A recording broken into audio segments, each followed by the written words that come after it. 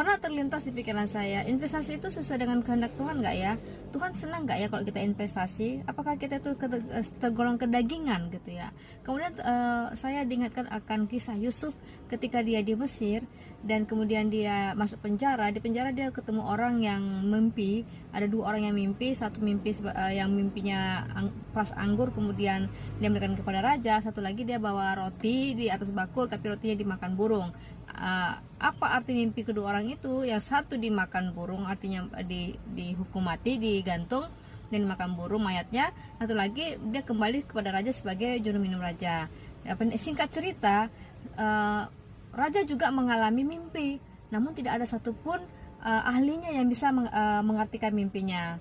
Dan si juru minum ini dikatakan raja, dulu saya juga mimpi namun saya tidak tahu artinya, tapi teman saya yang di penjara dia bisa mengartikan mimpi saya, dan apa yang diartikannya itu sesuai dengan kenyataan yang terjadi. Lalu Yusuf dipanggil dan dia memberikan arti dari mimpi raja, dan akhirnya raja mengatakan, kalau gitu kamu aja deh yang ngurus.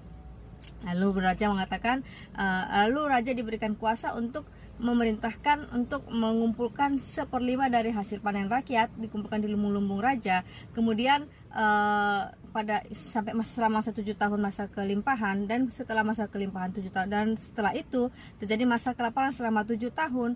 Maka mereka bisa menjualnya sedikit demi sedikit kepada warganya. Dan hal yang lebih baik lagi adalah bahwa mereka apa yang dilakukan Yusuf itu bukan saja membantu Mesir, tapi juga membantu kakak-kakaknya dan adiknya dan papanya, dan sampai dia mengirimkan banyak sekali gandum ke papanya, dan akhirnya mereka bisa dipanggil tinggal di tanah Gosen gitu ya. Jadi saya simpulkan bahwa investasi itu jika dilakukan dengan baik itu sesuai juga dengan kehendak Tuhan, bukan saja hanya untuk menolong diri kita sendiri, menolong negeri di mana kita berada, bahkan juga keluarga kita, keluarga besar kita.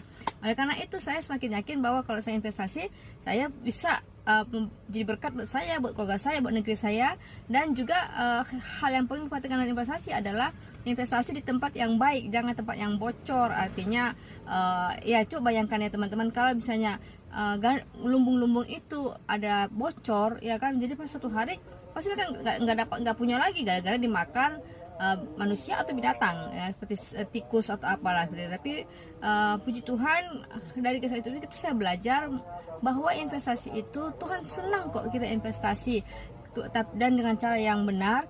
Tapi juga di kisah lain katakan jangan kita bergantung kepada investasi.